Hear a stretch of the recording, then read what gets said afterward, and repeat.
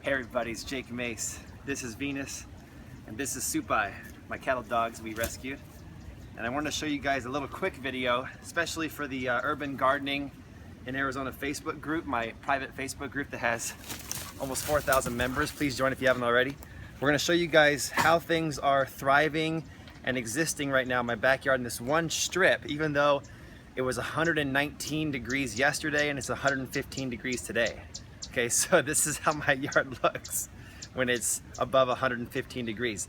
That's almost 50 degrees centigrade. It's like 48, 49 degrees centigrade. It's insane. All right, so this is the Avocado in full shade, doing pretty well. And you can see how the leaf structure is perky and still looks like he's enjoying himself. And this is hopefully how he'll look through the entire summer. We got the bananas thriving, the more mature ones here. This is a Goldfinger, as well as some of the babies down below.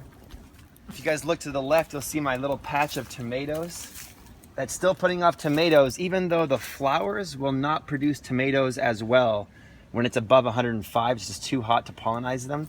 But the existing tomatoes that were already on the vine will ripen and do great. And there's, behind there, look up the trellis. That's my loofah climbing up the trellis there.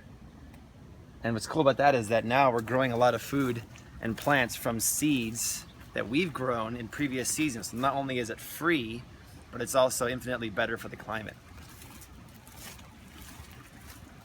If we go this way on the dock, we got a couple of things to show you. Number one is the Arizona native Vipa avocado. And this guy's grafted, and you guys saw me plant it at the Vegan Athlete YouTube channel a year and a half ago, and now, you know, I'm 6'1". I always tell you guys my height so you know how tall this guy is. And my reach is beyond 8 feet. So he's beyond 8 feet now and pushing closer to 9. And he's doing really great. And so these guys, in the middle of the day, around 2, 3, 4 p.m., they'll droop a little bit, but not too much, just a little bit, like half an inch. And then they come back when it hits 5, 6, 7. And right now it's in about 7 in the morning, so it's pretty perky, looking good.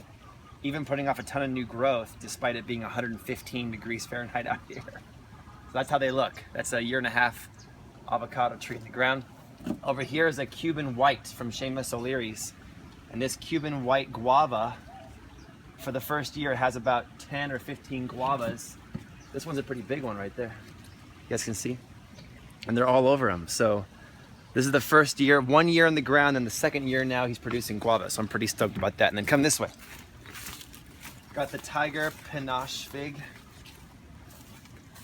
And here's what I want to do this video actually for. It's for people, I've seen a lot of people posting in the Facebook group, the Urban Gardening in Arizona Facebook group. Excuse my voice, this is like morning voice for me.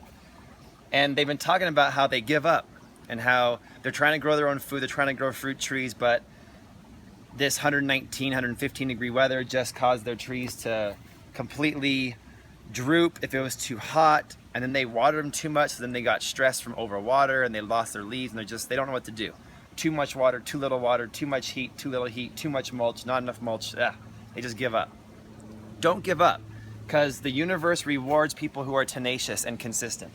Okay, this tree is an example of that, and this is a Black Mission fig. Look at how tall he is. He's over 12 feet tall now. This is one of the first trees I planted in my yard.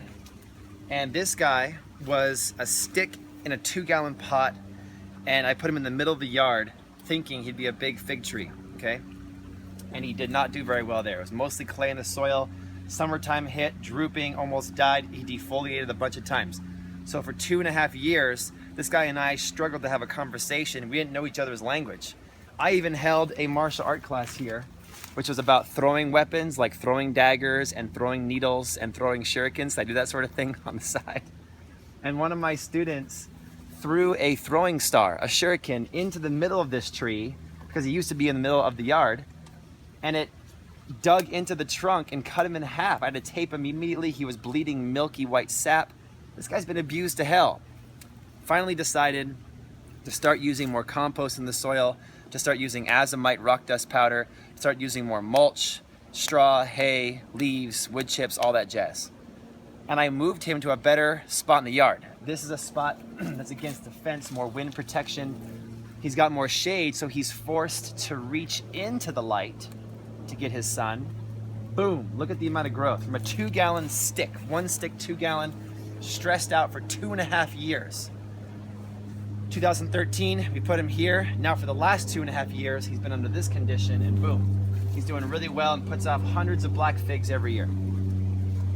So stay with it, guys. Like I said, the universe rewards those who are consistent, who are smart, who are working hard, and who don't give up. Stay with it, stay after it. Just like with fitness in the gym, if you miss one day, don't cry. Just go the next day, all right? Over here we got a starfruit tree, Carambola from Seamus. This one was really stressed out last year. So this year we added the shade, and he's doing amazing. Look at that, he's touching the top of the shade already. So a big, bushy, amazing starfruit tree. This guy's my mother papaya, and this guy's been in the ground about 2.5 years, produces a ton of papayas last year, probably like 2 dozen papayas. This year, twice as many, maybe like 3-4 dozen papayas. Even has multi-trunks, he's doing great, okay? I'm gonna stake him because this monsoon wind might blow him over. So I planted 2 babies at the base of him. These are from my friend David Rosenberg via the Arizona Rare Fruit Growers Plant Sale, azrfg.org. And these guys were seeds in January. My friend David Rosenberg grew them to this height, and I bought them from him from the Rare Fruit Growers Plant Sale. So from this height in a little 1-gallon pot to this in about 3 or 4 months. Mexican, and the Thai Nung number 2. Stick with it, be consistent. You'll eventually learn how to do it. All right, over here. We got another Mexican papaya. This is guys in year 1.5, but check out the papayas on there. It's doing really good. It's fruiting like crazy here, and these will be ripe by the end of the summer.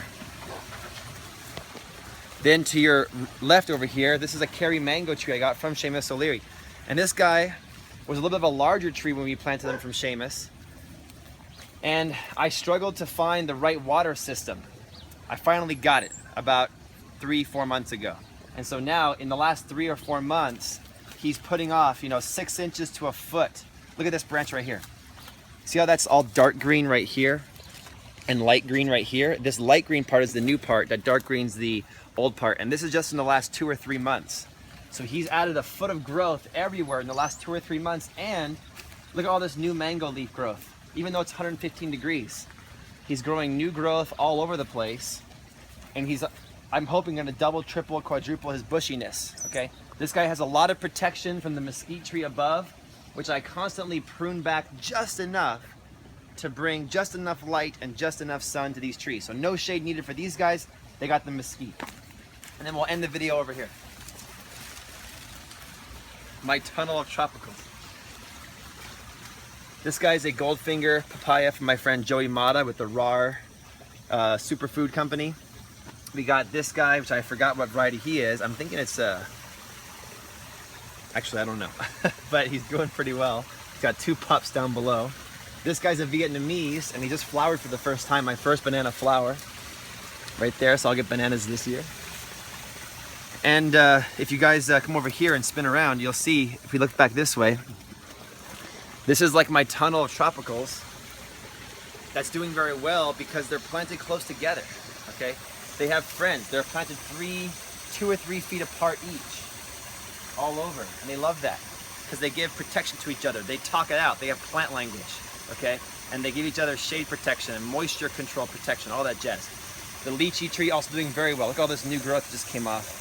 It looks like a ficus almost. So the lychee, also from Seamus O'Leary, is doing great. So that's all I want to show you guys, just a quick tour of my little tropical strip and show you guys how things are thriving despite it being 115 degrees today. So keep it up, stick with it. Recognize the fact that if your water bill goes up a little bit, your food bill will go down a lot. Plus, when you grow food in your own back and front yard, you're eating food that's plant-based food. Vegan food like papayas and bananas and avocados and figs and things like that, okay? So eating plant-based food is infinitely less water usage to produce it than meat food, okay? So for every hamburger you give up, and for every chicken you give up, for every piece of fish you give up, and you eat vegetables instead, water your garden a little bit more because a plant-based lifestyle is infinitely less harsh on water and the planet than a meat-based lifestyle. So grow the food yourself in the front and backyard, your water bill goes down, and your collective water impact goes down. It's the truth, okay?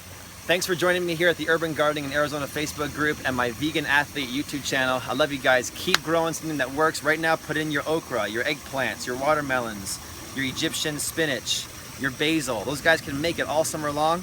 I'll see you guys next time.